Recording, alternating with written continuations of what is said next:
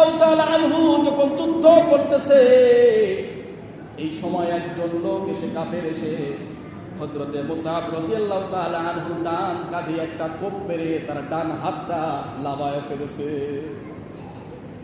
ডান হাত যখন কোপ মেরে লাবায়ে ফেলেছে, কালিমার পতাকা তিনি মুখ দিয়ে দাঁত মেরে তিনি কামড়ায় ধরলেন, আর বাম হাত দিয়ে তিনি যুদ্ধ করতে লাগলেন। আল্লাহু আকবার বলেন।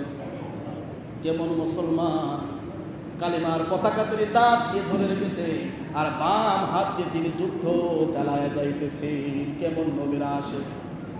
যুদ্ধ করতে করতে আরেকজন কাফের এসে আল্লাহর নবীর সাহাবী মুসআবের বাম হাতে কোপ মেরে বাম হাতটাও তেনারা লাবায়ে ফেলল। আল্লাহু আকবার।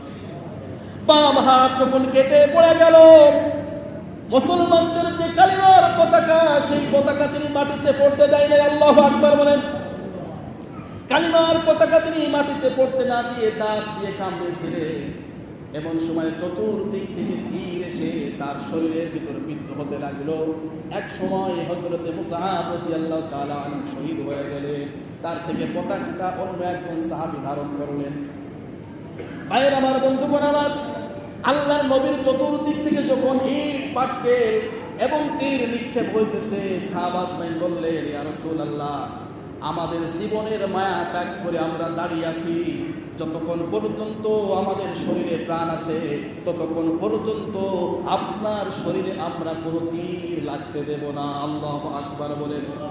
ইয়া রাসূলুল্লাহ, আপনার কাছে রিকোয়েস্ট করে বলি, অনুরোধ করে বলি, আপনি খবরদার মাথা উঠাবেন না।